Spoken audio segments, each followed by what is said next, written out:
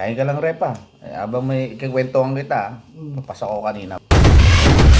Nga kanina, Repa, doon sa galing sa Imos, di ba? May stoplight. Utang stoplight. Abang nag-aantay ako ganyan. Napuwing ako. Siyempre, pag bubukas ko ng helmet, ganyan. Gano'n ako. Napuwing ka, tapos naka-ano yung helmet mo? Hindi, binuksan ko. Kasi nga, mag-aayos akong gano'n. Tapos bigla sa gilid, may tapatingin ko ng ganyan. Tapos may nakaangkas na babae. Ganda. Gandang babae. Tapos sabi niya sa akin, Pogi. Kumindot pang ganun, putang ina. Di nga, putang ina. Mas yung ko putang. Pogi. Tumayo Hindi ka Pogi. Pogi. Tingnan mo sa salamin. Putang ina, Pogi ko talaga. Ako na yata ang pinakamagandang lalaki sa mundo. Pogi ko talaga. Siyempre, sinabihan ko gano'n Pogi, di ba? Paramdaman mo, di ba? Nag-drive ako.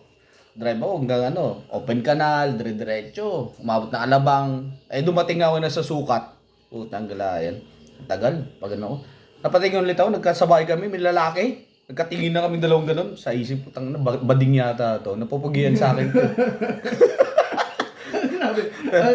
Tapos tumingin ulit ako. Tapos nagkatingin na kami sa mata. Tapos biglang ngumiti. Bading. Bading nga. Sa mata, bading. No, bading siguro to. Sabi ko. Tapos may ulit sa kanya, ba't ka humingiti, pre? Tapos sabi niya, pre, kita mo naman mukha mo? Sabi niya, bakit? Parang sa kaldero eh. Itim na itim yung mukha ko. Puta yun. Siyempre nakabukas yung yung mukha nakabiti hanggang Alabang eh. Lahat ng usok punta sa mo. Puta yun. Punta sa mukha ko. Akala ko bading. Putang ina, natatawa pala sa akin. Ang ina mo. Bading. Ang laki pa naman ng katawan, sabi bading. Putang ina yun. Tapos sabi ko, isip ko, putang ina, ganito talaga, lesson learned. Ano lesson learned doon? Huwag ka basta-basta di ba? Huwag ka maniniwala. Oo, maniniwala. Tsaka yung kapugian, dumadaan lang yun eh. Pogi ka ngayon, pangit ka kinabukasan. Sinabi ka Pogi, tapos pangit ka na. Oo, pangit ka, bilis, di ba? Kunyari, may pera ka ngayon, wala kang pera kinabukasan, di ba? Ganun lang yun eh, mabilis eh.